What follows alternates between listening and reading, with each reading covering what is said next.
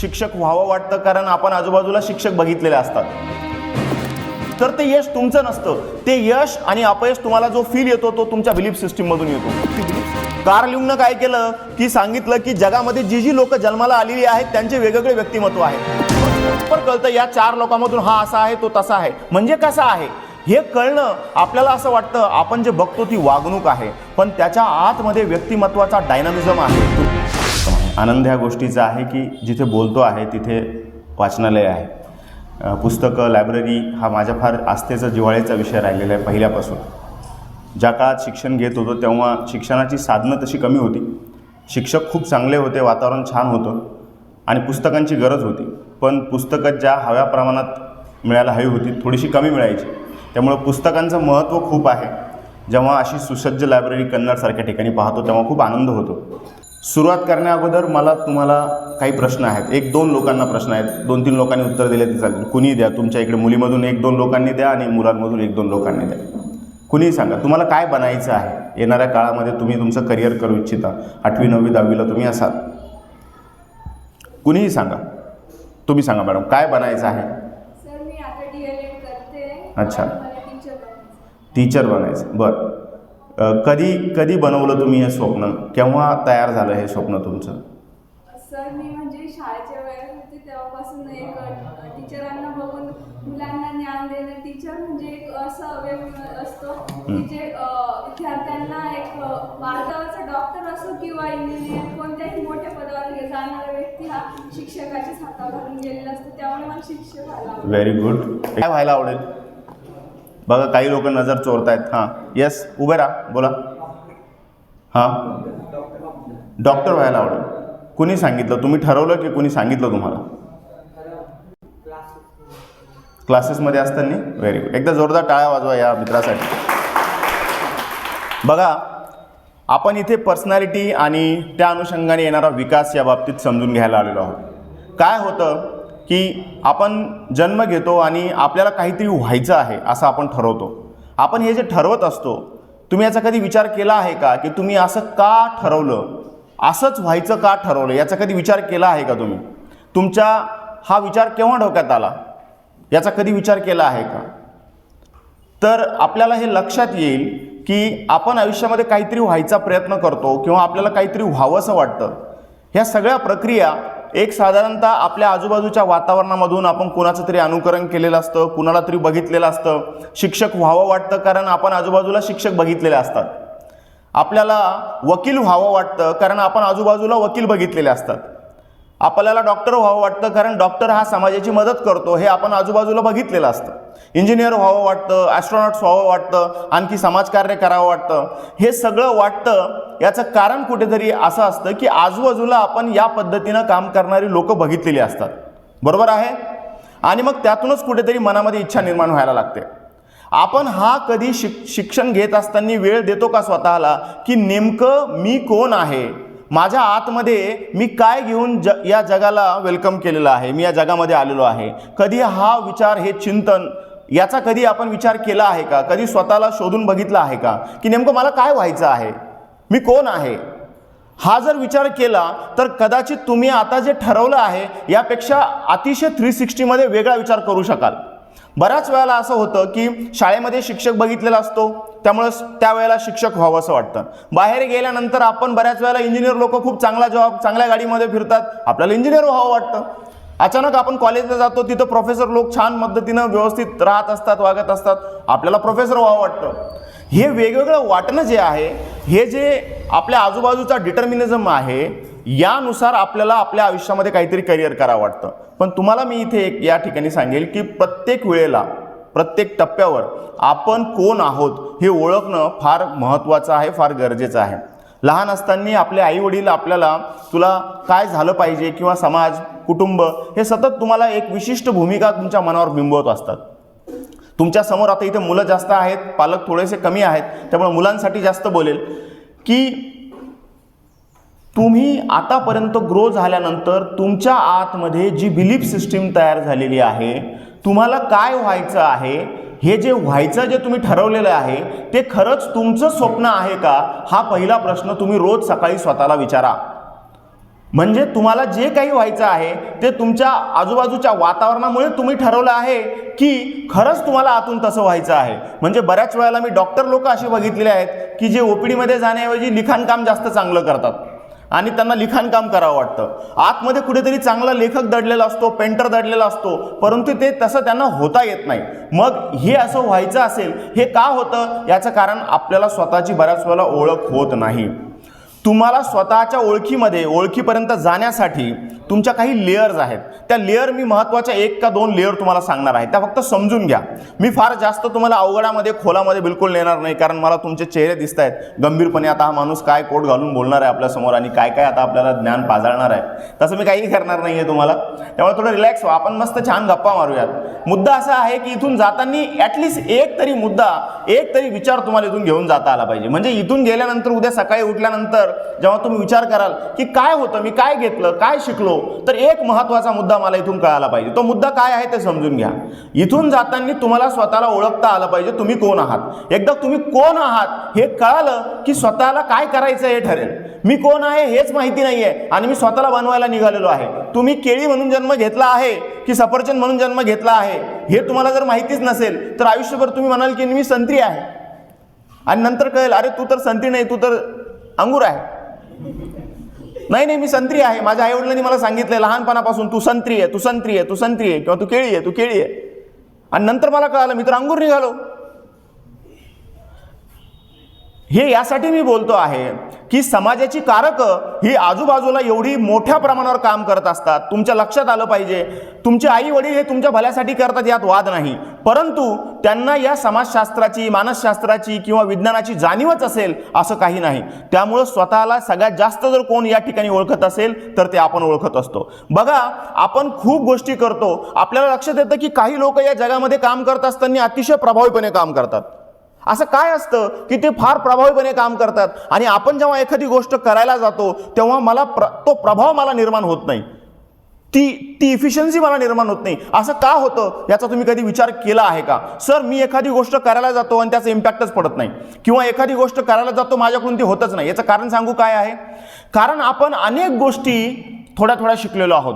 आपण एखादी गोष्ट परिपूर्ण शिकलोय असं होत नाही. शिकायला घेतली, अर्धवट सोडली. दुसरी गोष्ट शिकायला घेतली, अर्धवट सोडली. तिसरी गोष्ट घेतली, अर्धवट सोडली. आणि मग जेव्हा आपण मार्केटमध्ये येतो, जेव्हा आपण परफॉर्म करायला लागतो, परफॉर्म करायला लागल्यानंतर आपल्याला सगळं अर्धा अधुरं येत असतं. त्याच्यामुळे आपला परफॉर्मन्स, आपला रिझल्ट सुद्धा अर्धा अधुरा होतो.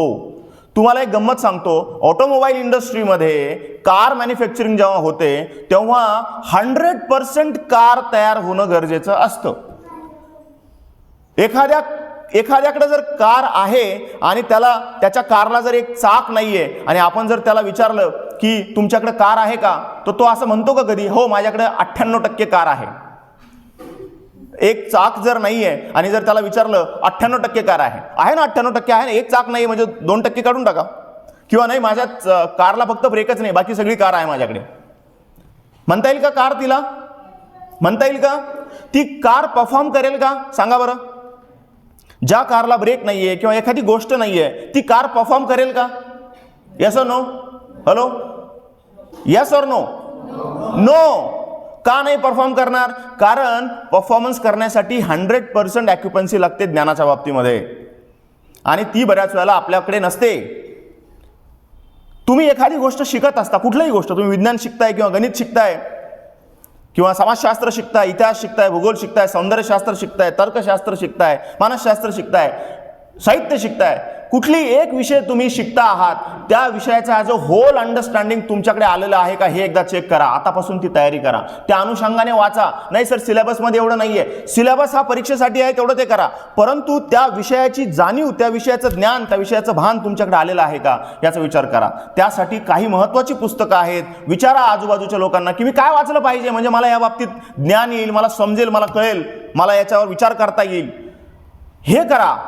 अधुरं, अपूर्ण असल्यामुळे बऱ्याच वेळेला आपला परफॉर्मन्स होत नाही. परफॉर्मन्स पूर्ण न होण्याचं कारण हे आहे की एका विषयाबद्दल पूर्ण माहिती नसते, आणि बऱ्याच वेळेला आपल्याला काही माहिती नाहीये हे बऱ्याच वेळेला काही लोकांना माहिती नसतं. हॅलो, काही लोकांना बरंच काय काय माहिती असतं, काही लोकांना काही माहिती नसतं, काही लोकांना आपल्याला काही माहिती नाहीये हे माहिती नसतं. काय माहिती झालं तुम्हाला? हो सर, एक गोष्ट माहिती झाली. काय? मला काही माहिती नाहीये हे आज मला माहिती झालं. चला, याला अनकॉन्शियस इनकॉम्पिटन्स म्हणतात. की तुम्हाला ॲटलिस्ट एवढं तरी कळालं की तुम्हाला काही कळत नाही, हे जरी कळालं तरी खूप आहे. लर्निंगची चौथी स्टेप आहे.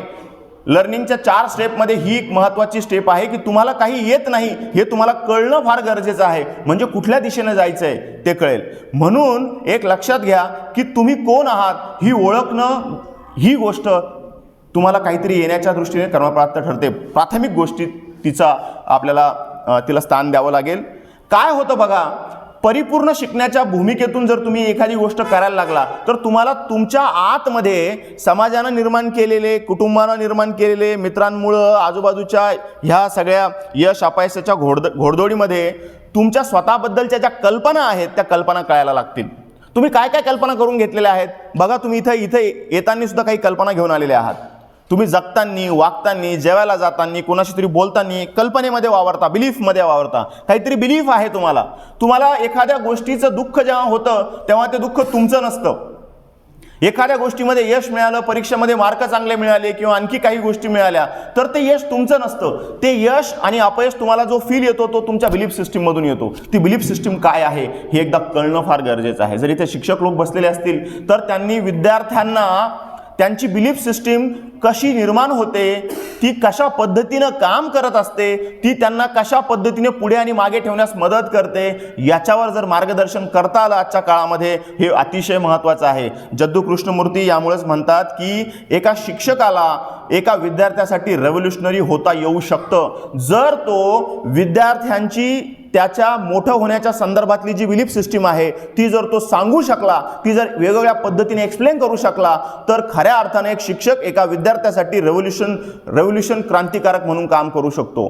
जद्दू कृष्णमूर्ती आपल्याला कदाचित माहिती नसतील, परंतु महाराष्ट्र शासनानं विद्यार्थ्यांसाठी जे काय शिक्षणामध्ये वेगवेगळे प्रकार आणलेले आहेत ज्याच्यामध्ये प्रामाणिकपणा किंवा जे मूलभूत गुण आहेत हे महाराष्ट्र शासनानं आणि या शिक्षण व्यवस्थेनं जद्दू कृष्णमूर्तींकडनं घेतलेले आहेत. त्यांच्या शाळा जगभर, भारतभर प्रसिद्ध आहेत. आपल्याला ही माणसं माहिती पाहिजे, आपण ही वाचलेली पाहिजे, शिक्षकांना ही वाचलेली पाहिजे आणि शिक्षकांना त्या पद्धतीनं विद्यार्थ्यांना घडवण्यासाठी काम केलं पाहिजे. बघा, तुम्ही आता इथे सगळे लोक बसलेले आहेत, तुम्ही एका विशिष्ट व्यक्तिमत्वाचे धनी आहात. तुमच्या आतमध्ये बघा इथे किती लोक बसलेले आहेत, साधारणतः 15-20 लोक इकडे बसलेले असतील, 20-25 लोक आणि इकडे 20-25 लोक बसलेले असतील. तुम्ही 50 लोक असं जरी गृहीत धरलं तरी त्यामध्ये 5-10 लोक काही विशिष्ट व्यक्तिमत्वाचे आहेत, 5-10 लोक काही विशिष्ट व्यक्तिमत्वाचे आहेत आणि बाकीचे सगळे विशिष्ट व्यक्तिमत्वाचे आहेत. हे व्यक्तिमत्व म्हणजे काय तर मानसशास्त्रामध्ये व्यक्तिमत्वासंदर्भाने बोलताना अनेक व्याख्या तयार झालेल्या आहेत. मानसशास्त्राचे 8-9 ॲप्रोचेस आहेत. त्यामध्ये ट्रीट ॲप्रोच हा एक फार महत्त्वाचा ॲप्रोच आहे. म्हणजे माणसं ही अशी का वागतात या वागण्यापाठीमागे बऱ्याच मानसशास्त्रज्ञांनी अभ्यास केला आणि ती तशी का वागतात हे ओळखण्यासाठी काही थिअरीज तयार झाल्या, काही टेस्ट तयार झाल्या आणि त्याच्यामधून आपल्याला हे लक्षात यायला लागलं की माझं एक विशिष्ट असं व्यक्तिमत्व आहे आणि हे व्यक्तिमत्व जर मला कळालं तर मी असा का वागतो, लोक माझ्यासोबत असे का वागतात, माझ्या वागण्याचे असे विशिष्ट परिणाम का होतात याचा अंदाज मला येऊ शकतो. परंतु हे आपल्याला कळतच नाही. तुम्ही 10वीपर्यंत जाता, 12वीपर्यंत जाता, परंतु कदाचित त्याचा सिलेबसमध्ये मला माहिती नाही की व्यक्तिमत्वाच्या स्टडीजचा सिलेबसमध्ये किती अंतर्भाव आहे, परंतु नसला तरी तुम्ही त्याबद्दल वाचावं असं मला वाटतं. बघा, कार्ल युंग या मानसशास्त्रज्ञानं व्यक्तिमत्व या गोष्टीवर रिसर्च केला आणि त्यांना सांगितलं की माणसं जी जगात येतात ही वेगवेगळ्या व्यक्तिमत्वाची असतात, वेगवेगळ्या व्यक्तिमत्वाची. शिक्षक 8 शिक्षक असतील तर ते 8 वेगवेगळ्या व्यक्तिमत्वाचे शिक्षक असतात. जरी ते तुम्हाला एक विषय शिकवतायत, बघा लक्षात ठेवा, उद्यापासून तुमच्या शिक्षकांचं व्यक्तिमत्व बघायचा प्रयत्न करा. मी तुम्हाला ते व्यक्तिमत्व कुठले कुठले सांगतो, लक्ष देऊन ऐका. उद्यापासून तुम्हाला तुमच्या समोर येणाऱ्या प्रत्येक माणसाचं व्यक्तिमत्व कळालं पाहिजे, समजलं पाहिजे. जर नाही कळालं तर त्या अनुषंगाने इंटरनेटवर सर्च करून अभ्यास करा. मी तुम्हाला लाईन देतोय, आज एक विशिष्ट अभ्यासाची लाईन देतोय, त्या पद्धतीनं पुस्तकं वाचा, अभ्यास करा आणि येणाऱ्या काळामध्ये स्वतःचं व्यक्तिमत्व ओळखा, परंतु तुमच्यासोबत काम करणाऱ्या बाकीच्या लोकांचं सुद्धा व्यक्तिमत्व तुम्हाला ओळखता आलं पाहिजे. कार्ल युंगनं काय केलं की सांगितलं की जगामध्ये जी लोक जन्माला आलेली आहेत त्यांचे वेगवेगळे व्यक्तिमत्व आहेत, पर्सनॅलिटी ट्रीट्स आहेत. माणसं वेगवेगळ्या पद्धतीनं वागत असतात. कशी वागतात बघा, या जगामध्ये जी मुलं जन्माला आलेली आहेत ती 8 प्रकारच्या पर्सनॅलिटीची आहेत. ह्या 8 प्रकारच्या पर्सनॅलिटी तुम्हाला सांगतो कुठल्या कुठल्या आहेत. मी जर तुम्हाला आता विचारलं तुमची पर्सनॅलिटी कुठली आहे मॅडम, तुम्ही सगळ्यात तुमच्या पाठीमागे त्या, हां तुम्हीच मागे बघितलं त्यांनी त्याच, सांगा बरं तुमची व्यक्तिमत्व कुठलं आहे सांगा बरं. नसेल येत तर नका सांगू, पण माहिती आहे का तुम्हाला तुमचं व्यक्तिमत्व कुठलं आहे, काय काय आहे व्यक्तिमत्व. हां शांत बसणे, मग तुम्ही कसं काय बोलल्या.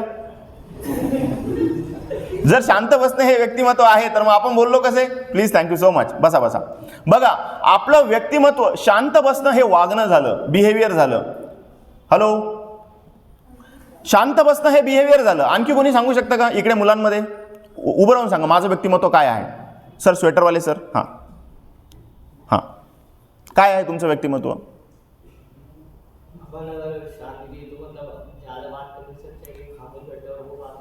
वो बात को सोचे, उसके बारे में सोचे. तो शांत बैठ के सोचना है. आणखी कोणी सांगू शकतं. Thank you so much. येस मागे मॅडम, तुम्ही चष्म्यावाले मॅडम, तुमच्या पाठीमागे त्या तिकडच्या सगळ्यात त्या खाली बघतायत, त्या मला बघून खाली बघतायत, त्याच हां हसल्या त्या, हां उभं राहा. तुम्हीच ह्या समोरच्या, हां तुम्ही तुमच्या, हां. डोळे हे अशी गोष्ट आहे की 50 लोकांमध्ये सुद्धा एक्झॅक्टली तुम्ही कोणाकडे पाहत आहात ते कळत असतं. हां मालूम नाही आहे. Okay very good, please sit down. Madam तुम्ही, हां ज्याला असं वाटलं मी त्याच्याकडे पाहिलं त्यांनी उभारून सांगा. येस हां इकडे तुम्ही दोघी उभे राहा. सांगा कुठलं व्यक्तिमत्व आहे. माहिती आहे, नाही माहिती आहे. प्रत्येक गोष्टीमध्ये इंटरेस्ट आहे, काहीतरी करण्याची इच्छा आहे. Very good, please sit down. एकदा जोरदार टाळ्या वाजवा लोकांसाठी. Very good, wonderful. बघा काय गंमत आहे, लक्ष देऊन ऐका, समजून घ्या. छोटीशी गोष्ट आहे पण तुमच्या कामामध्ये तुमच्या आयुष्यामध्ये फार इम्प्रूव्हमेंट करणार आहे. तुम्ही फार धीरवान लोक आहात, तुम्ही उभे राहून बोललात. Very good. लक्षात घ्या, तुम्ही जे आता सांगितलं आहे हे बिहेवियर आहे, तुमची वागणूक आहे. पण ही वागणूक येते कुठून. ही वागणूक विशिष्ट आहे. ही वागणूक एका विशिष्ट साच्यातली आहे.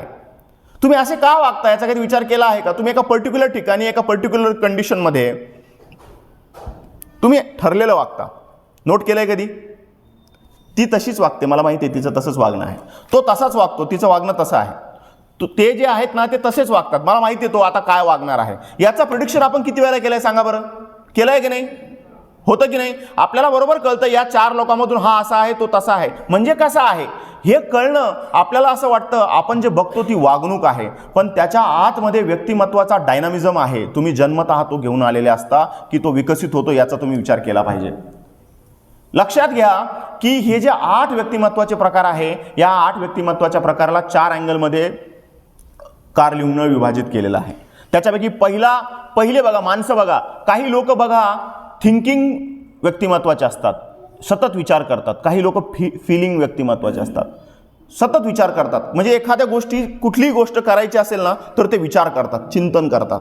असे निर्णय घेत नाही. जर त्यांना कार घ्यायची असेल तर ते खूप विचारपूर्वक कार घेतात, याला त्याला विचारून कार घेतात, विचार करतात, चिंतन करतात. एखादा निर्णय घ्यायचा आहे, कुठल्या फॅकल्टीला जायचं किंवा कुठला विषय घ्यायचा, आज सुट्टी घेऊ की नको घेऊ, विचार करतात. आणि एखादा व्यक्ती असतो, एखादा मुलगा असतो, तो फील असतो. त्याला घरी कोणी आजारी असलं की तो डायरेक्ट त्या फिलिंगवर निर्णय घेऊन टाकतो. एखाद्या व्यक्तीला जाणवतं की बाहेर काही चालू नाहीये, तो त्याच्या मनाने काहीतरी वेगळा निर्णय घेऊन टाकतो. एखादी खरेदीचा निर्णय असेल, त्याला वाटलं की मला ही गोष्ट घेतली पाहिजे, मग किती प्राइस आहे, माझ्याकडे किती बजेट आहे, याचा तो बिलकुल विचार करत नाही. नंतर त्याला पस्तावा येतो, अरे यार चुकलं. 2000चा शर्ट होता, 1500 बजेट होतं. तिथे गेल्यावर आवडला, मला फार छान वाटला. मी विचार केला की हा शर्ट मी जर लग्नामध्ये घालून गेलो तर खूप लोक माझ्याकडे बघतील आणि मग मी घेतो आता याला. आणि मग छानपैकी मी तो घेऊन टाकला. आणि मग नंतर कळालं 2 महिन्याचं कर्ज झालंय. आता काय करणार.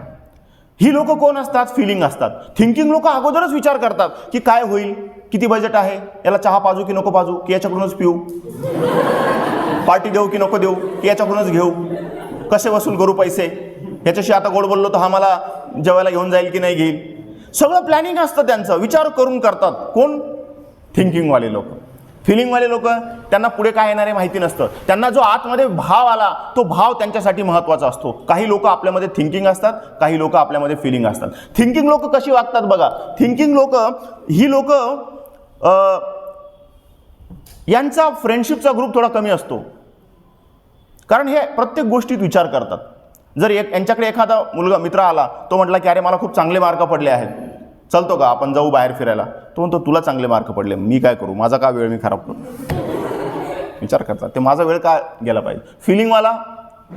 फिलिंगवाल्याकडे जर तुम्ही गेले, अरे मला परीक्षेमध्ये खूप चांगले मार्क पडलेत आणि मला खूप आनंद झाला आहे, तो म्हणतो काय आनंद, खूप छान मार्क पडले, आता मला नाही पडले तरी चालतील, पण आता मी तुझ्यासोबत येतो, आता जाऊ आपण पार्टी करू, माझं काही होऊ दे आता, पण तू खुश आहे ना, तुला आनंद झाला ना, चल आता मी येतो.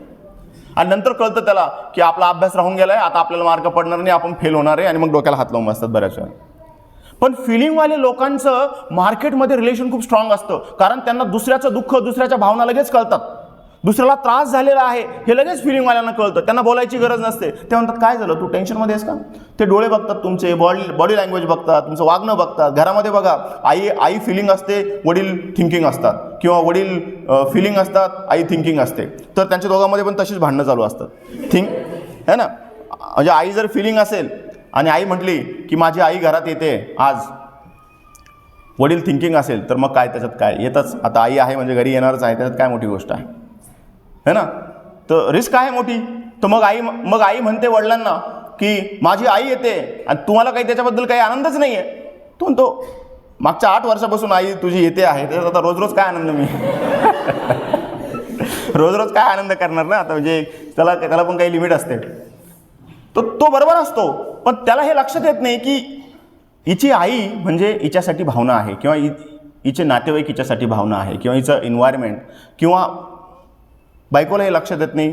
पुरुषाच्या बाबतीमध्ये आपल्याला लक्षात येत नाही आपले मित्र त्याचे कुठल्या भावना आहेत, कुठल्या आपले वाद होतात, भांडणं होतात, आपले कलीग आपलं काम करत असताना, समाजामध्ये असताना समोरच्या लोकांच्या कुठल्या पर्सनॅलिटीचा आहे. त्यामुळं हे वेगवेगळ्या पर्सनॅलिटीचे लोक असतात. भावनिक लोकांसोबत तुम्ही वैचारिक पद्धतीनं बोलायला लागले की त्यांना ते पटत नाही, आणि वैचारिक लोकांना जर तुम्ही भावनिक पद्धतीनं काही जर आवाहन करायला लागले तर ते म्हणतात याचं लॉजिक काय आहे, कशासाठी, का, मला काय त्याचा उपयोग आहे, हे रिलेव्हन्स आहे का याचं काही, या पद्धतीनं ते बोलत असतात. त्यांच्या बोलण्यामधून पण तुम्हाला जाणवेल. आपण त्यांना म्हणतो किती दगड आहेस तू, तुला फक्त विचारच करतो, काही भावना आहे की नाही. अशी जी लोकं असतात ही साधारणतः थिंकिंग असतात. आता या थिंकिंग आणि फिलिंगमध्ये कोण करेक्ट आहे आणि कोण इनकरेक्ट आहे सांगा बरं मला.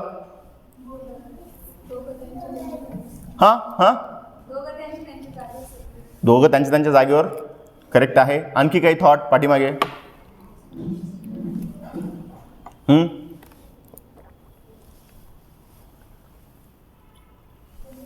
दोघं त्यांच्या जागी करेक्ट आहेत का फिलिंग बरोबर आहे.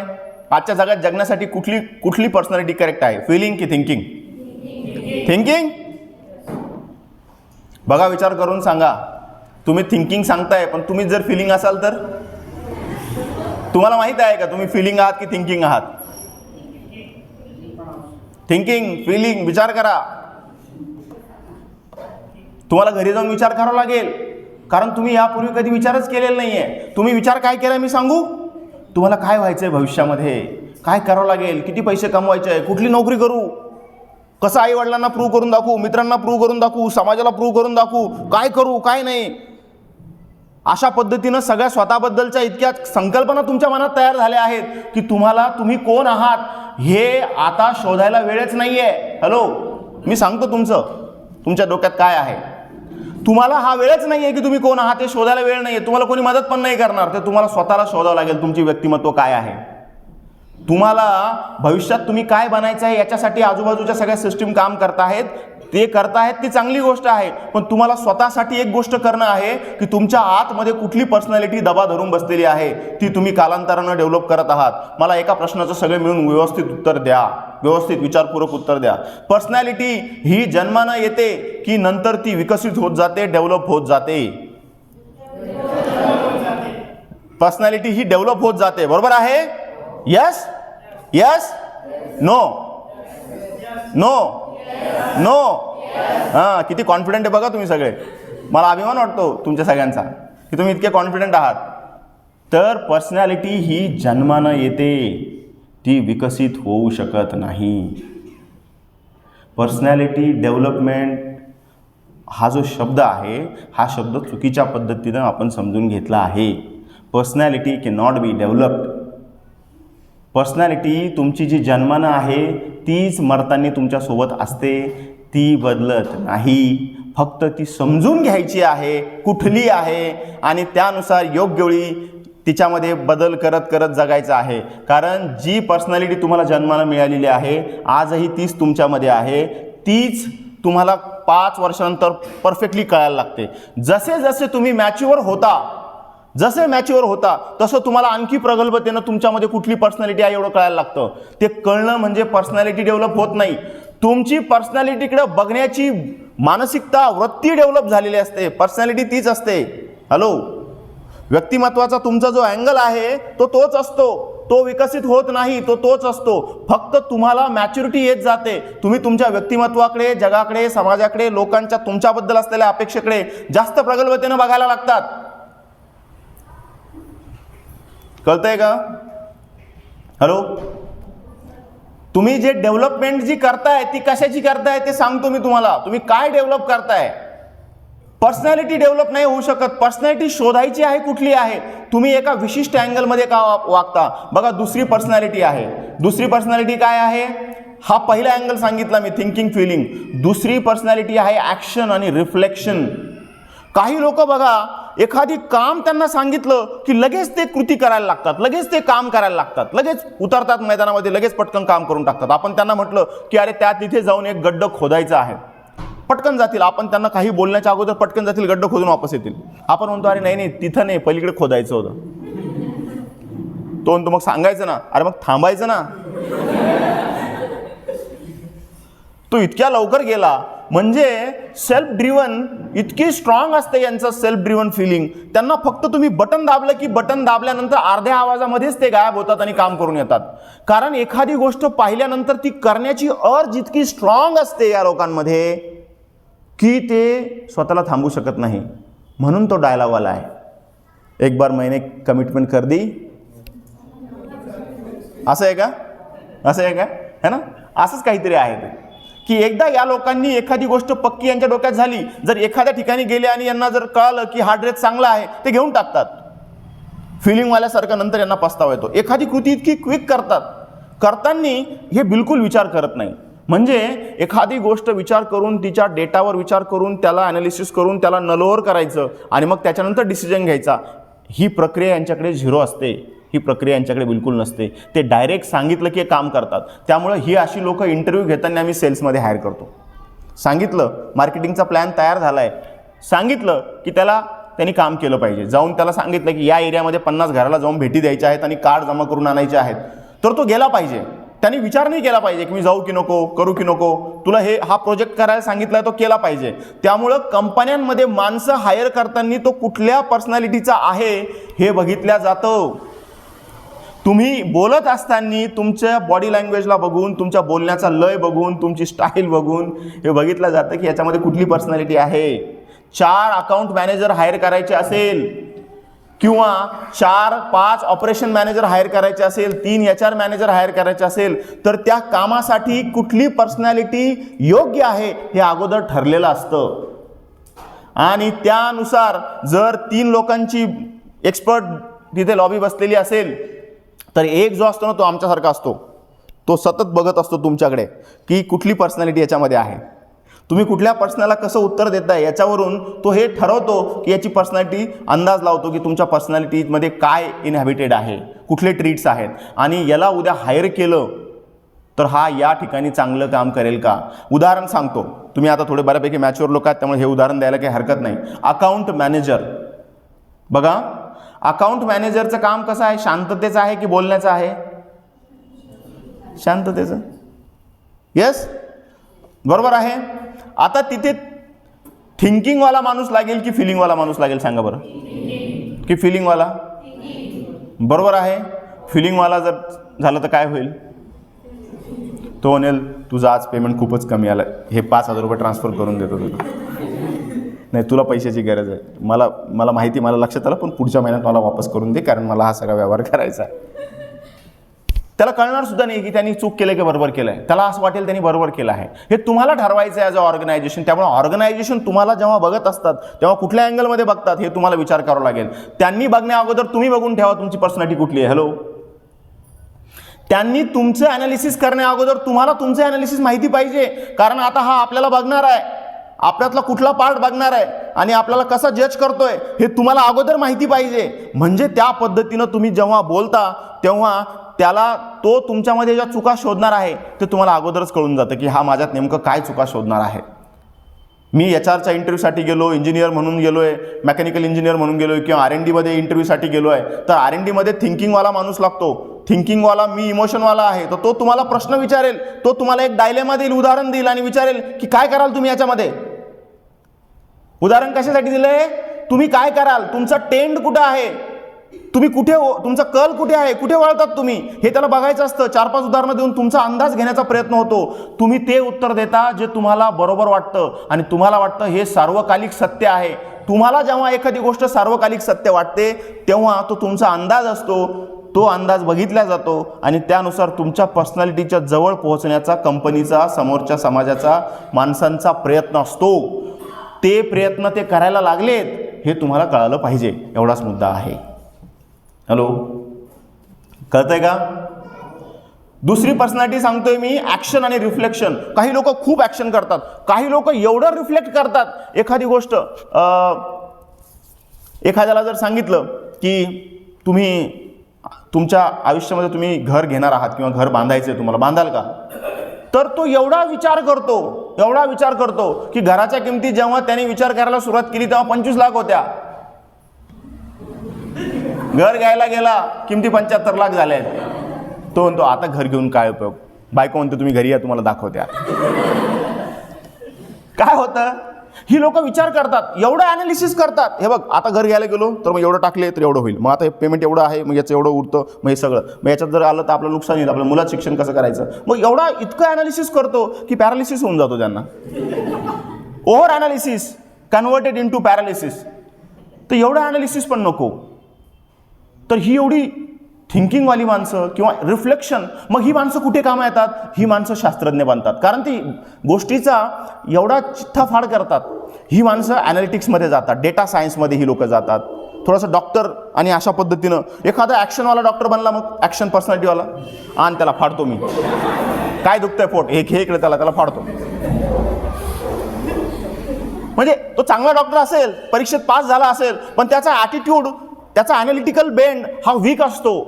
तो असतो हुशार, परीक्षेत पास झालेला असतो, सगळं मार्क असतात, पण जेव्हा रिअल घटना तो डील करायला लागतो, जेव्हा ऑपरेशन येतात, 50 मागून 51 ऑपरेशन येतं, मग तिथं त्याचा ॲनालिटिकल बेंड कमी होतो आणि तो ऑपरेशन एकदम पटपट करायला लागतो, कारण झोप येत असते. आतून त्याच्या रिफ्लेक्टिव्ह जो प्रकार असतो, रिफ्लेक्शन हा प्रकार नसतो. त्याच्यामुळे तो जाणून बुजून आणत नाही आणि एखाद्या अंधाऱ्या रात्री ऑपरेशन चुकतं.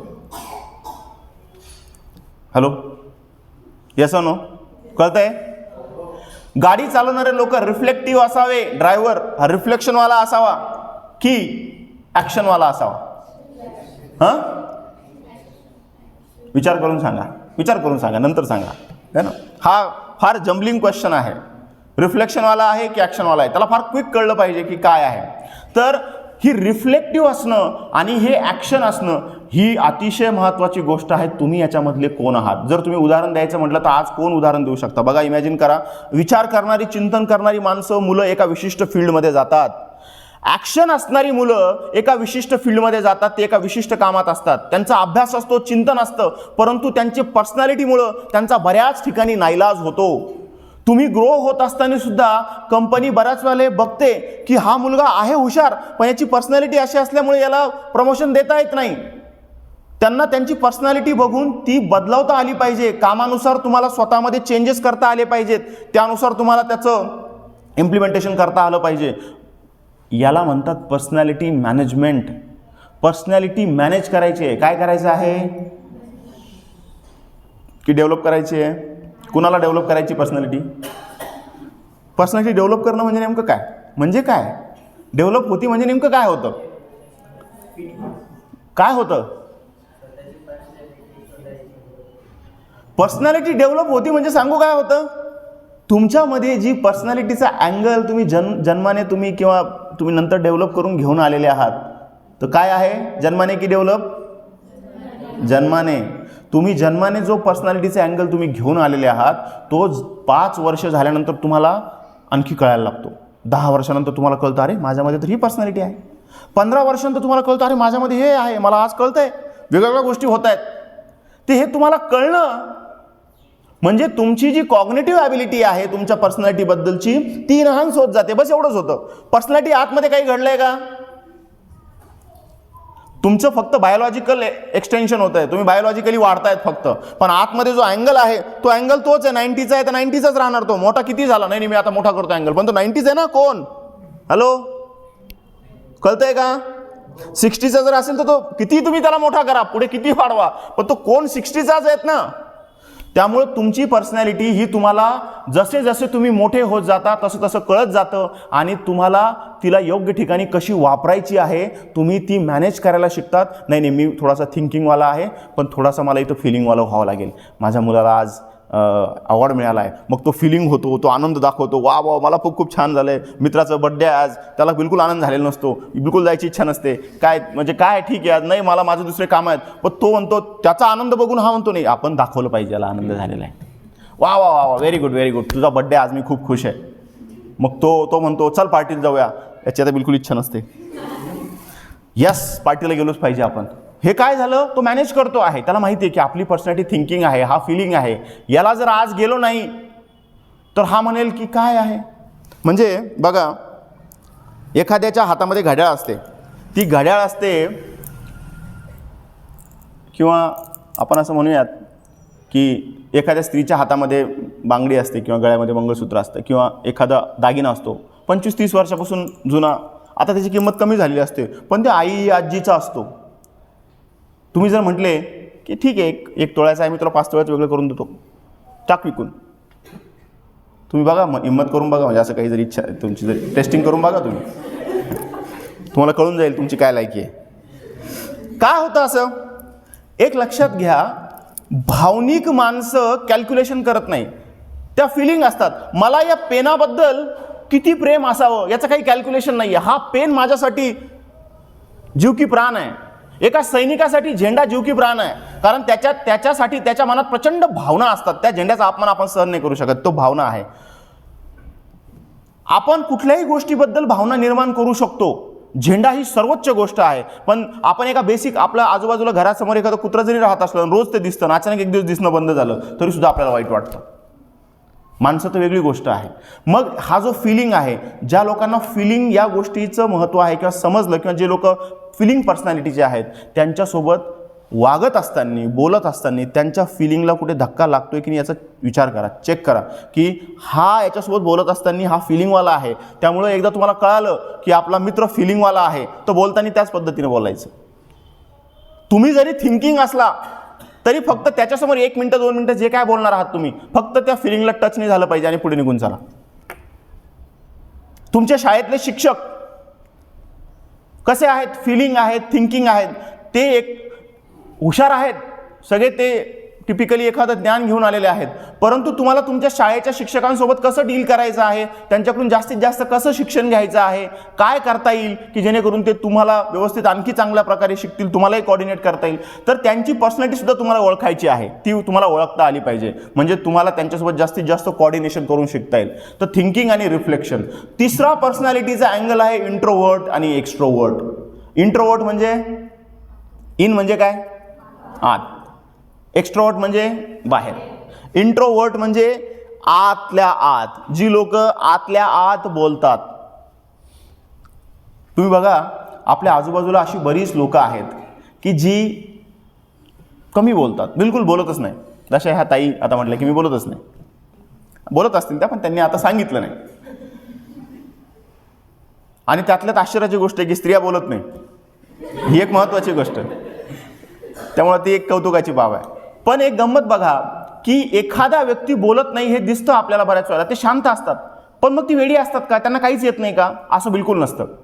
ते फक्त बोलत नाही. का बोलत नाही? कारण इंट्रोवर्ट त्यांची पर्सनॅलिटी असते, तसा त्यांच्या पर्सनॅलिटीचा भाग असतो. काही लोक हे एक्स्ट्रोवर्ट पर्सनॅलिटीचे असतात.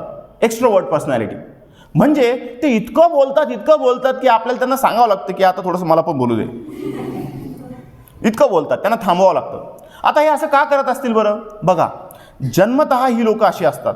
आता या लोकांना ऊर्जा जी असते, इंटरनल ऊर्जा, ही मुळातच बोलण्यातून येते. म्हणजे जर मी एक्स्ट्रोवर्ट असेल तर मी जर 1 तास बोललो तर मला ऊर्जा येईल, मी थकणार नाही. आणि मग त्याच्यानंतर ऊर्जा आल्यानंतर मी 1 तास आराम करू शकेल. आराम केल्यानंतर माझी ऊर्जा पुन्हा जाईल. मग मला पुन्हा ऊर्जेची गरज आहे. मग मला काय करावं लागेल? कोणाला तरी शोधावं लागेल, इकडं ये, मला ऊर्जा पाहिजे, थोडंसं बोलू आपण. मग ते बोलतात खूप बोलतात ते.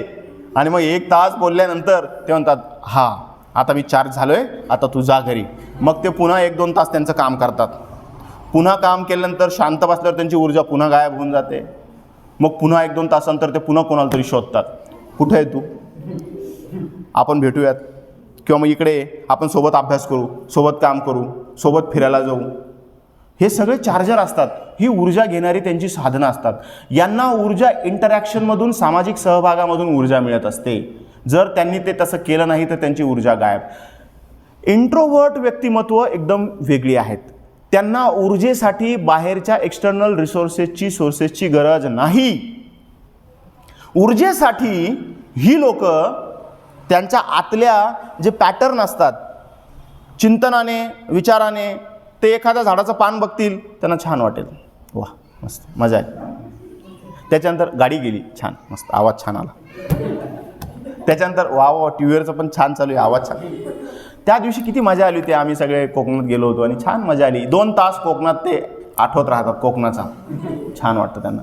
1 दिवस ते एका रूममध्ये बंद करून जरी ठेवलं त्यांना, दुसऱ्या दिवशी सकाळी तुम्ही पाहिलं तर ते असे फ्रेश असतात, असे हसतात तुमच्याकडे बघून.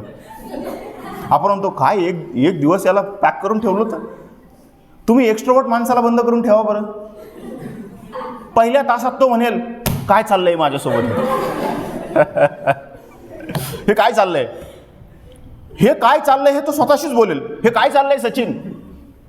2 तासानंतर तो म्हणेल अरे कोणी आहे का इकडे, काय वेडेपणा आहे हा, तो बोलेल हे.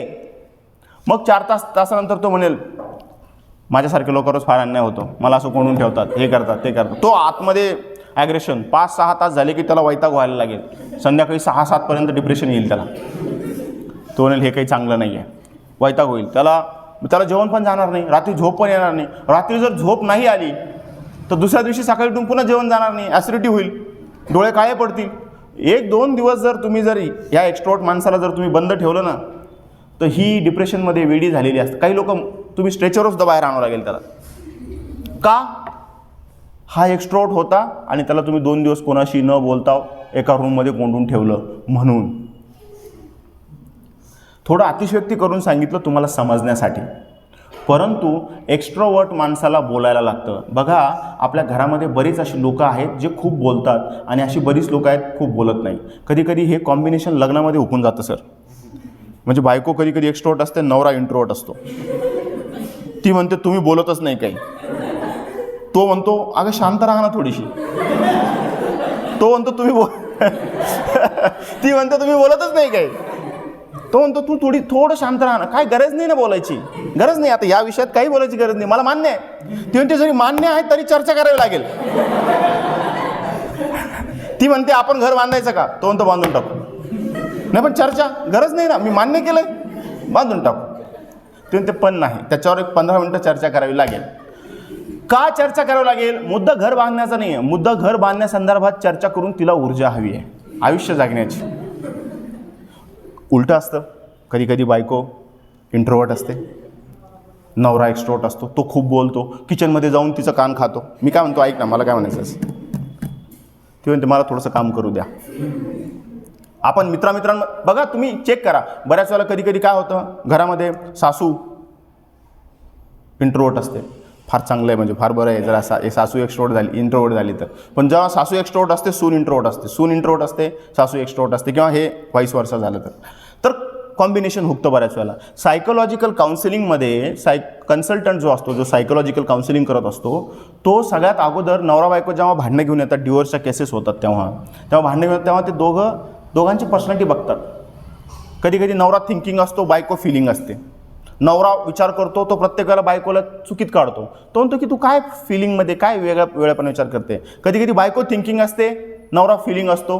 बायको म्हणते हे यांना काही विचारच नाही आहे, यांना काही समजतच नाही, हे कशाही निर्णय घेतात ते चूक असतात.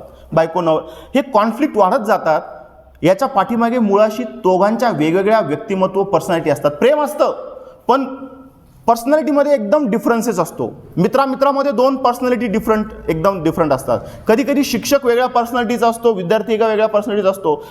शिक्षकाला विद्यार्थी चुकीचा वाटण्यापाठीमागे त्याची पर्सनॅलिटी सुद्धा असते, कारण तो शिक्षकापेक्षा एकदम वेगळ्या पर्सनॅलिटीचा असतो. हेही आपण लक्षात घेतलं पाहिजे. विद्यार्थ्यांनी लक्षात घ्या, जर शिक्षक लोक असतील तर त्यांनी लक्षात घ्या. त्यामुळं त्याची कॉम्पिटन्सी ही वेगळी गोष्ट आहे, त्याची पर्सनॅलिटी ही वेगळी गोष्ट आहे. पर्सनॅलिटी कॉम्पिटन्सी म्हणून केव्हा काम करते हेही आपल्याला समजलं पाहिजे, पण ती फार लेटर टाईममध्ये येणारी गोष्ट आहे. इंट्रोवर्ट एक्स्ट्रोवर्ट हा प्रकार आपल्याला यासाठी लक्षात घ्यायचा आहे, कारण डिप्रेशनमध्ये जाणारी जी मेजर लोक आहेत ती एक्स्ट्रोवर्ट असतात. हॅलो, डिप्रेशन या आजाराची जी मेजर पर्सनॅलिटीचं ॲनालिसिस आहे ती एक्स्ट्रोवर्ट असतात. कारण बरेचसे अशा एक्स्ट्रोवर्ट मुली आहेत ज्यांना सासरी गेल्यानंतर बोलायची संधी नसते, किंवा नवरा प्रचंड गंभीर असतो त्यामुळे तिला व्यक्तच होता येत नाही, आणि जास्त व्यक्त झालं तर विषय पुन्हा वेगळ्या विषयावर असतो. आपला समाज जर आपण बघितला तर कॅरेक्टरवर येऊन जातो लगेच. त्यामुळे स्त्रीला बोलण्याची बंदी आहे. ग्रामीण भागामध्ये, खेड्यापाड्यामध्ये महिलांच्या अंगात येतं, आपण बघितलं असेल. अंगात येतं कारण ती तिचा राग काढत असते, आयुष्यभर दाबून ठेवलेलं असतं. त्यामुळं हे जे आपण म्हणतो बऱ्याच वेळेला तुम्ही बघितलं असेल की ह्या सायकोलॉजीमध्ये या केसेस आलेल्या आहेत की ती स्त्री एकदम आक्रस्ताळेपणे एवढं बोलते, का बोलते. तर याचं जेव्हा ॲनालिसिस झालं तेव्हा खूप सप्रेशन झालं आहे, विचारांचं, कॉग्नेटिव्ह थॉट्सचं सप्रेशन झालं आहे, आणि मग ते एकदम बाहेर येतं. ती एकदम सगळा राग समाजावर किंवा त्याच्या फॅमिलीवर, नवऱ्यावर काढते, आणि आपण त्याला देवता अशा पद्धतीनं बघतो. तर थोडंसं या अंगाने बघण्याचं एक प्रचलन आता या काळामध्ये वाढलं आहे. त्यामुळं हा प्रकारही आहे. आपल्या घरामध्ये मुलं जे आहेत बघा, काही मुलं, आता लक्षात घ्या, घरामध्ये बरेच अशी मुलं असतात जी जन्मतः पहिले 3-4 वर्ष बोलतच नाही. बघितलीत का तुम्ही? काही मुलं बोलतच नाही. माझ्याकडे बरेच पालक आले, मित्रांचेच ओळखीचेच होते असे थोडेसे, मागच्या काही वर्षांमध्ये इंटरॅक्शन झाले. तर मला एक लक्षात आलं की पालक येतात, सर माझा मुलगा 5 वर्षाचा झाला आहे,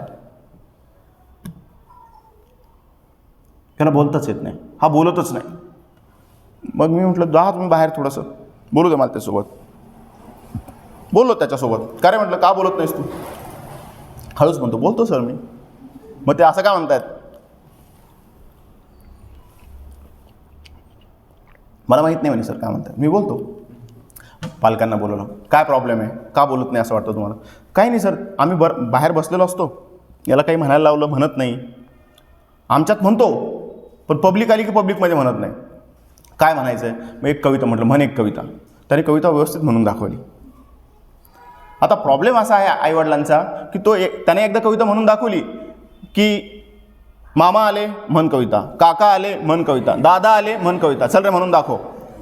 आता हा प्रॉब्लेम त्यांच्या स्टेटसचा आहे. तो म्हणतो माझा काय प्रॉब्लेम आहे, मी एकदा म्हटलो, मी प्रूव्ह केलं, मला कविता येते. आता दररोज तुम्ही जर माझा तमाशा करणार असेल तर कसं चालेल? तो इंट्रोवर्ट आहे ना, बोलल्यानंतर त्याची एनर्जी जाते, त्याला शांत राहायचंय. तो म्हणतो हे बघा, मी अभ्यास पण करतो, कविता मला येते, हे माझ्या आत्म्याला माहिती आहे.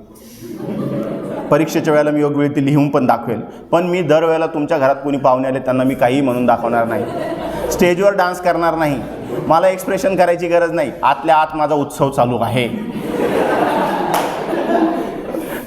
मला गरज नाही. आईवडील स्क्रू घेऊन उभे असतात, म्हण म्हण म्हण म्हण. तो जोपर्यंत 4, 5, 10 वेळेला कविता म्हणत नाही, ती म्हणता म्हणता आईवडिलांची सुद्धा कविता पाठ होऊन जाते. बिचारा एवढा फ्रस्ट्रेट होऊन जातो तो म्हणतो सर मी आता म्हणणं बंद केलं आहे, यांनी मला मठ्ठ म्हणून गणती यांची सुरू केली. असे आईवडील येतात, सर हा मठ्ठ आहे का, हा मंद आहे का? अहो तो मठ्ठ मंद नाही आहे, तो इंट्रोवर्ट आहे. त्याला येतं सगळं, त्याला कळतं, त्याला समजतं. तो एकदा चेक करतो, मला हे येतं आहे का, येतं आहे, शांततेनं लिहितो, हे करतो. परीक्षेत तो बोलतो, परीक्षेत तो लिहितो. आणि योग्य वेळ आल्यानंतर अशी शांत मुलं जी शाळेमध्ये काहीच नव्हती, जी बोलत नव्हती कधी, ती आयुष्यात खूप मोठी झालेली आहेत. त्यांनी खूप कर्तृत्व गाजवलेलं आहे. अशी खूप मुलं तुम्हाला बघायला दिसतील जी कधीच काही बोलली नाही, जी असं वाटायचं की हा वाया गेलाय, पण अचानक काहीतरी होतं, अचानक तो वेळ येते आणि एका बॉलला 6 मारून दाखवतो. आणि त्याच व्यक्तीच्या स्वागतासाठी, त्याच व्यक्तीला आपल्याला कौतुक करायला, त्याच व्यक्तीचे आपण फोटो बघतो, त्याच व्यक्तीला टी व्हीवर बघतो. तोच व्यक्ती वकील झालेला, डॉक्टर झालेला, बिझनेसमॅन झालेला आपण बघतो. आणि आपल्याला वाटतं हा तर काहीच बोलत नव्हता, तो फक्त बोलत नव्हता. आता दुसरा अँगल, काही मुलं जन्मतः इतके दुसऱ्या 1.5 वर्षातच बोलायला लागतात. जॉनी जॉनी यस पप्पा, 50 कविता पाठ असतात त्याच्या. आईवडिलांना वाटतं आपल्या पोटी IAS जन्माला आलेला आहे, डायरेक्ट IAS आलेला आहे. कारण तो कविता म्हणतो, गाणे म्हणतो, पोवाडे म्हणतो, सगळं भारी भारी करतो. आणि काय होतं, तो सगळं म्हणतच राहतो, तो बोलतच राहतो, आयुष्यभर बोलतो, तो थांबतच नाही बोलायचं. पहिली 5-10 वर्ष आईवडिलांना छान वाटतं, नंतर तो त्याचं बोलणं त्रासदायक वाटायला लागतं. असंही होतं, असंच होतं असं नाही, पण असंही होतं. का होतं असं? एक्स्ट्रोवर्ट आहे तो, 1.5 वर्षात त्याला बोलायला का यायला लागलंय सांगा बरं? बाकीची आजूबाजूची 10 मुलं एवढं स्पीडली बोलत नाही, तो एकटाच का बोलतोय? कारण त्याला ऊर्जा पाहिजे. आणि एक्स्ट्रोवर्ट लोकांना ऊर्जा कुठून मिळते? एक्सप्रेशन मधून, बोलण्यातून. तो काय करतो? 1 वर्ष झालं, 1.5 वर्ष झालं, पा पा डा डा मा मा का का, या इकडे जा तिकडे, आणि असं म्हणता म्हणता कविता पण म्हणायला लागतो. आईवडिलांना वाटतो काय हुशार मुलगा आहे, काय बुद्धी याची. या बोलण्याचा आणि बुद्धीचा काही संबंध नाही आहे. तो पहिल्या 5 वर्षात कदाचित पुस्तकं पाठ करून टाकेल. त्यामुळं बऱ्याच वेळेला असं होतं की इंट्रोवर्ट मुलांना आईवडील आजच्या काळामध्ये एवढं फ्रस्ट्रेट करता की तो नंतर सदम्यात जातो. त्याला शिक्षणाच्या प्रक्रियेबद्दल प्रचंड तिटकारा वाटायला लागतो. त्याला वाटायला लागतं की नको हे, तो चांगला शिक्षण घेणारा जरी असला तरी पण आईवडील त्याचं एवढं ट्युशन लाव, एवढे क्लासेस लाव, शिक्षकांना त्याच्याकडे लक्ष द्या, घरी आल्यावर त्याच्याकडून होमवर्क करून घेता. तो म्हणतो मला एवढं काम करायची गरज नाही आहे, मी थोडं करून व्यवस्थित करून दाखवेल तुम्हाला, मला फक्त संधी द्या, वेळ द्या, मी प्रूव्ह करेल, गडबड नका करू. पण आईवडील घाबरलेले असतात. ते म्हणतात जे माझ्याकडून झालं नाही ते तुला मी करूनच घेणार. एक HR होते, मला एका स्कूलच्या बाहेर ते भेटले. ते म्हणे सर माझा मुलगा स्टेजवर जाऊन बोलतच नाही. मी म्हटलं HR मॅनेजर होते मोठ्या कंपनीमध्ये, बोलतच नाही म्हणे सर तो. म्हटलं मग काय अडचण आहे? पण स्टेजवर जाऊन बोललं पाहिजे. आजकाल स्टेजवर गेल्याशिवाय काय खरं आहे? ज्याला स्टेजवर जाऊन बोलता येत नाही त्याचं काही खरं नाही आहे, बोलावं लागेल. म्हणजे काय ते म्हण आहे ना, विकणाऱ्याचे काय हे पण विकतात आणि त्याचं असं काहीतरी म्हण आहे. तर ती म्हण त्यांनी मला ऐकवली. म्हटलं बरं आहे, बरंच माहिती आहे तुम्हाला. ते म्हणे काय करायचं? म्हटलं तुम्ही काय करता? मी HR आहे, HR मॅनेजर म्हणे सर मोठ्या कंपनीमध्ये, IT कंपनीमध्ये. बरं आहे सर. म्हणे मला जो त्रास सहन करावा लागला ना म्हणे, माझ्या आयुष्यात जे झालं ते त्याचं होऊ नये. म्हटलं तुमचं काय झालं? चांगले मोठ्या कंपनीत HR आहे ना. म्हटलं मी आयुष्यात स्टेजवर कधीच बोललो नाही म्हणे. म्हटलं तुम्ही आयुष्यात स्टेजवर कधीच बोलले नाही तरी तुम्ही मोठ्या कंपनीमध्ये HR हेड झाले. म्हटलं आता त्याच्यापेक्षा आणखी काय व्हायला पाहिजे तुमचं चांगलं? तुमच्या लक्षात येतं आहे का? लोकांचं चांगलं झालं आहे, बोलता येत नाही आहे तरी मोठ्या कंपनीमध्ये HR हेड आहे. पण जे माझं झालं म्हणजे काय झालं त्याची व्याख्याच नाही आहे काही. पण मी याला स्टेजवर बोलल्याशिवाय ठेवणार नाही. त्या शिक्षकांना सुद्धा त्यांनी एवढं फ्रस्ट्रेट केलं. आणि त्या मुलाला तो काय करत असेल देव जाणे. मुलं फ्रस्ट्रेट होऊन जातात. मुलं म्हणतात हे काय चाललं आहे आमच्यासोबत. तो एक वेगळा भाग आहे, आपण तिकडे जाणार नाही. पण पर्सनॅलिटी हा भाग समजून घेताना तुम्हाला मी हे याच्यासाठी सांगितलं की जन्मतः पर्सनॅलिटी येते, शेवटपर्यंत इंट्रोवर्टवाला इंट्रोवर्टच राहतो. त्याला शांत बसल्यानंतर जो आनंद मिळतो तो बोलल्यानंतर मरतानीसुद्धा मिळत नाही. फक्त बोलायचं तो शिकतो नंतर गरज म्हणून. पण त्याला जर विचारलं शांत राहणं पसंत करशील की बोलणं, तो नाही शांत राहणं. आतला जो आनंद आहे, आतलं जे फंक्शनिंग आहे ते त्याचं तेच असतं जे जन्माच्या वेळेला असतं. मरतानी सुद्धा त्याची तीच कंडिशन असते. त्यामुळं आपल्या पोटी इंट्रोवर्ट आहे की एक्स्ट्रोवर्ट आहे हे आईवडिलांनी लक्षात घ्या, चेक करा.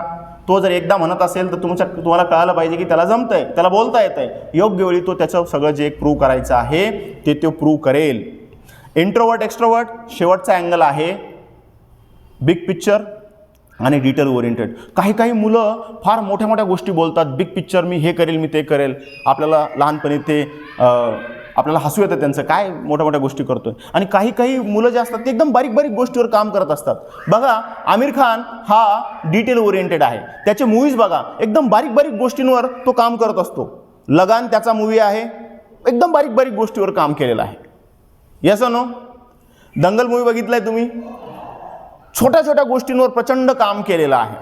तेच जर तुम्ही सलमान खानकडे गेले तर कशावरच काम होत नाही. फक्त स्टाईल आहे, मोठ्या, फक्त काय करायचं, दिवाळीला एक मूवीज काढायचा आहे, ईदला एक मूवीज काढायचा आहे, किंवा अशा टिपिकल मोठ्या मोठ्या लेवलच्या संकल्पना असतात. बाकी बारीक गोष्टीवर काहीही काम होत नाही.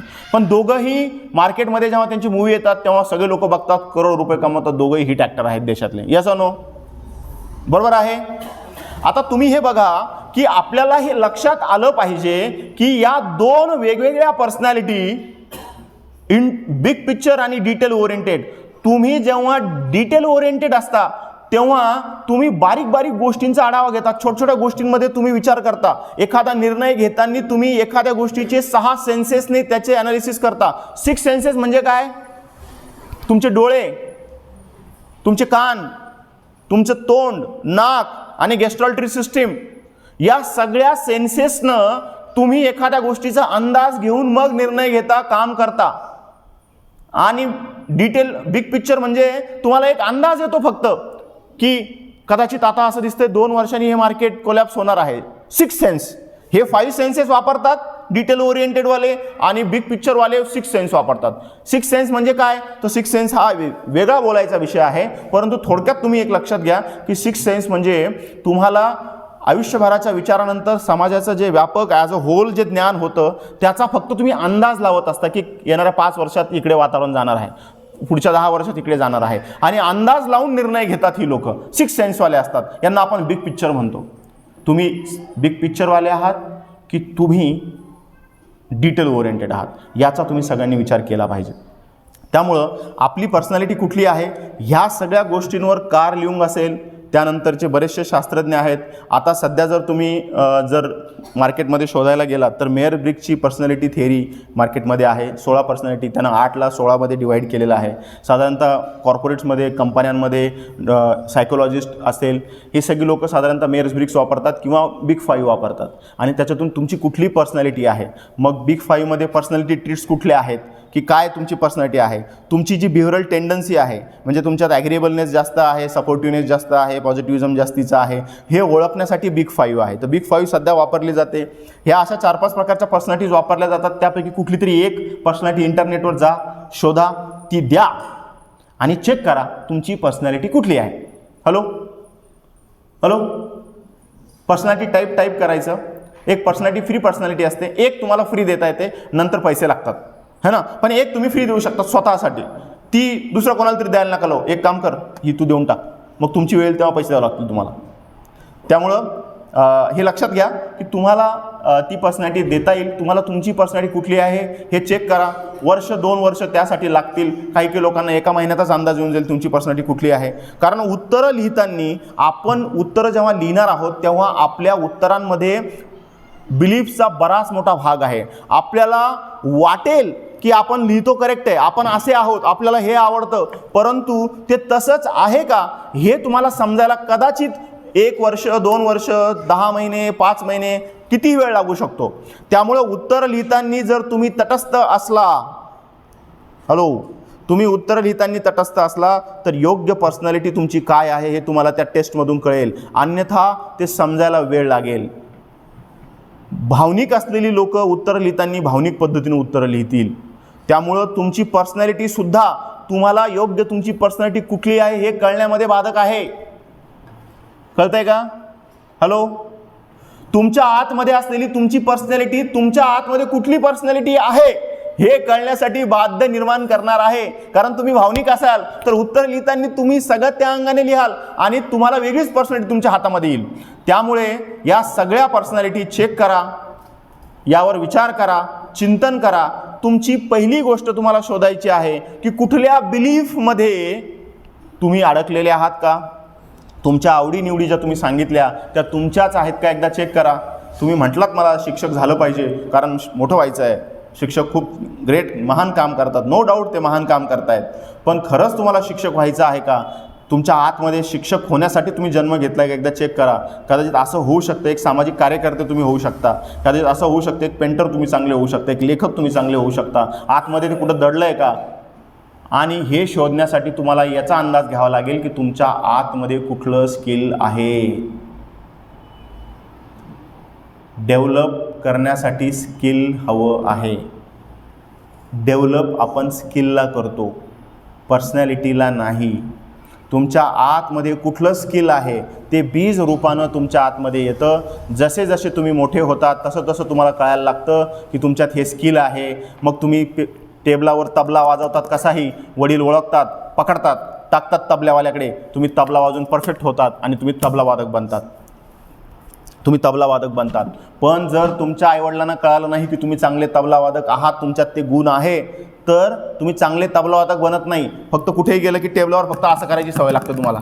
आतमध्ये ते स्किल असतं पण त्याची ट्रेनिंग घेतलेली नसते, ती डेव्हलप केलेली नसते, म्हणून ते तसंच तुमच्यात तसंच राहतं सुप्तावस्थेत आणि तसेच तुम्ही निघून जाता या जगामधून. पण बऱ्याच वेळेला आईवडिलांना कळतं की आपल्या मुलामध्ये गायनाचं स्किल आहे बरं का, हा गायन चांगलं करू शकतो, हा विचारवंत होऊ शकतो, हा थिंकर आहे, हा लेखक चांगला होऊ शकतो, चला मी याला डॉक्टर बनवून टाकते. बऱ्याच लेखकांना डॉक्टर करून टाकले त्यांच्या आईवडिलांनी. मग ते ओपीडीमध्ये गेल्यानंतर काय करतात, पेशंट आला का, या तुम्हाला एक कविता ऐकवतो. असे बरेच डॉक्टर मी बघितले आहेत की ते त्यांच्याकडे गेलं, बरेच मित्र आहेत आमचे डॉक्टर, त्यांच्याकडे गेलं की सर ते तुमचा ताप आला आहे, ते नंतर बघू आपण, पण एक कविता लिहिली मस्त, ऐका सर, पण थोडंसं माझं उलटी होते, माझी उलटी एकदा पहिले करू द्या मला, मग तुमची उलटी करा. So out of fun, we need to understand this thought very clearly in our mind, that understanding personality, what exactly within you is like needed to be understood by you all.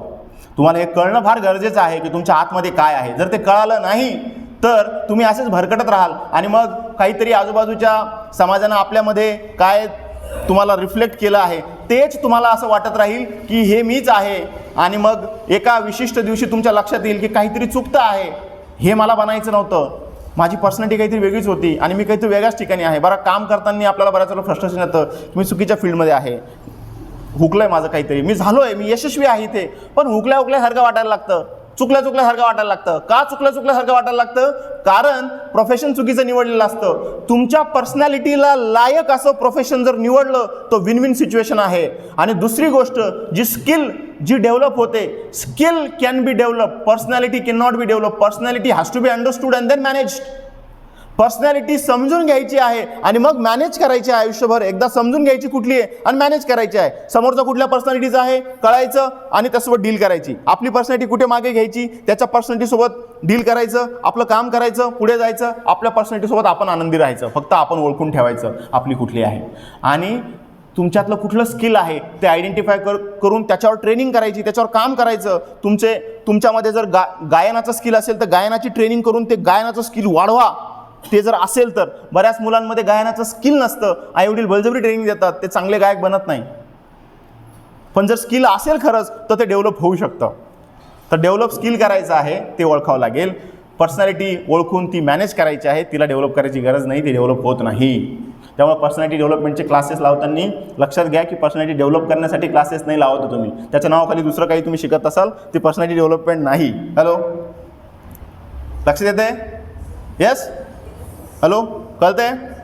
हां, तर हा छोटासा भाग आहे, जास्त तुम्हाला याच्यामध्ये डिटेलमध्ये घेऊन जाणार नाही. परंतु एवढं जरी तुम्हाला विद्यार्थी म्हणून समजलं, लक्षात घ्या, एवढं जरी तुम्हाला विद्यार्थी म्हणून समजलं तरी तुम्हाला सांगतो तुम्हाला याच्यामध्ये खूप फायदा होईल. येणाऱ्या काळामध्ये 1 वर्षामध्ये 2 वर्षामध्ये पर्सनॅलिटीच्या संदर्भानं जे येईल, सायकोलॉजीच्या संदर्भानं जे येईल, वेगवेगळे सायकोलॉजिस्ट आहेत त्या संदर्भानं काही वाचता आलं तर नक्की वाचा.